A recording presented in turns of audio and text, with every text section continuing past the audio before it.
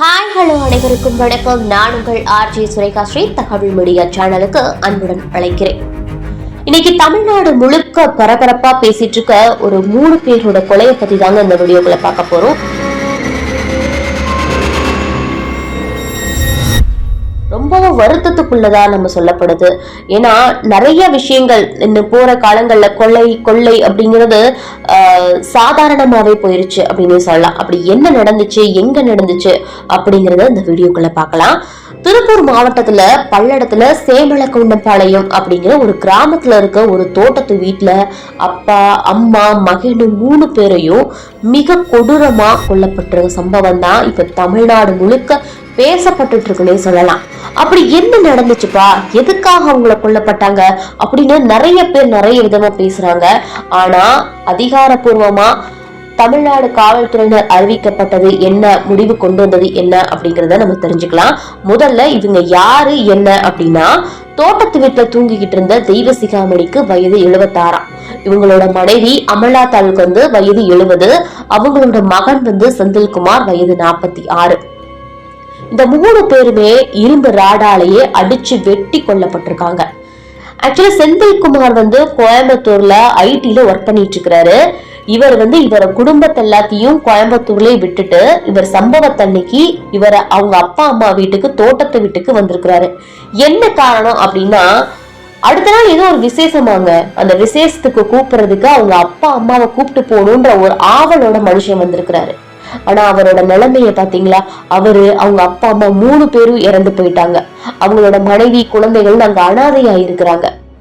எதுக்காக அவங்க கொல்லப்பட்டாங்க அப்படின்னா, 8 பவுன் கொலையாளிகள் 8 பவுன் நகையை எடுத்துக்கிட்டு ஒரு 3 பேரோட செல்லையும் எடுத்துக்கிட்டு அவன் போயிட்டானாமா. ஆனா நிறைய போலீஸ் நிறைய இன்வெஸ்டிகேஷன் பண்ணிருக்காங்க. இவங்க இந்த கொள்ளை அடிக்கிறதுக்காகத்தான் இவங்க கொலை செஞ்சாங்களா, இல்ல எதுவும் முன்விரோதம் காரணம் எதுவும் இருக்குதா? ஏன்னா கொலை பண்ணவன் வெறும் நகையை மட்டும் எடுத்துட்டு போயிருந்தா மேபி கொள்ளைக்காக அவன் கொலை பண்ணிருக்கிறான்னு நம்ம சொல்லலாம். ஆனா 3 பேரோட செல்லை எடுத்துட்டு போயிருக்கானா, ஒருவேளை இந்த 3 பேர் செல்லுல வேற எதுவும் மர்மங்கள் இருக்குதா அப்படின்னு போலீஸ் நிறைய இன்வெஸ்டிகேஷன் பண்ணாங்க. அவங்க கிட்டத்தட்ட 1 வாரத்துக்கு மேல தனிப்படை அமைச்சு நிறைய இன்வெஸ்டிகேஷன் பண்ணி கடைசியில 1000க்கும் மேல விசாரிச்சு 1000 பேருக்கு மேல அவங்க விசாரிச்சிருக்காங்க.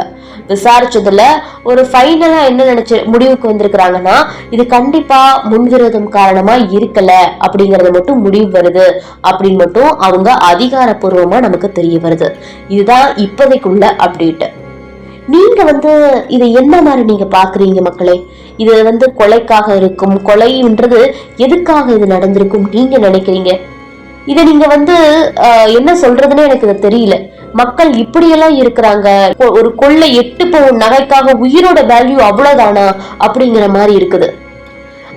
இதெல்லாம் பார்க்கும்போது நமக்கே நம்மளோட நிலைமைகள் எப்படி எல்லாம் போய்கிட்டு இருக்கு அப்படிங்கறத நினைக்கும் போது ரொம்பவே பயமா இருக்குது.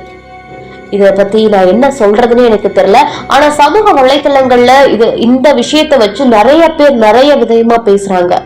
ஆனா அதெல்லாம் எது உண்மை எது பொய்ங்கிறது அதிகாரப்பூர்வமா இருந்தா தானே நம்மளால பேச முடியும். அதனால இப்ப வரைக்கும் இருக்கிற அப்டேட்டை உங்களுக்கு நான் தெரிவிச்சிருக்கிறேன். இன்னும் இது போன்ற அப்டேட்டுகள் தொடர்ந்து உங்களுக்கு கிடைக்கணும் அப்படின்னா கண்டிப்பா நம்ம தகவல் மீடியா சேனலுக்கு சப்ஸ்கிரைப் பண்ணி பக்கத்துல இருக்க பெல் ஐக்கனையும் கிளிக் பண்ணிக்கோங்க. அப்படியே உங்களுக்கு தெரிந்த உறவினர்கள், நண்பர்கள் எல்லாருக்கும் ஷேர் பண்ணி நம்மளோட சேனலை சப்போர்ட் பண்ண சொல்லுங்க. நன்றி, வணக்கம்.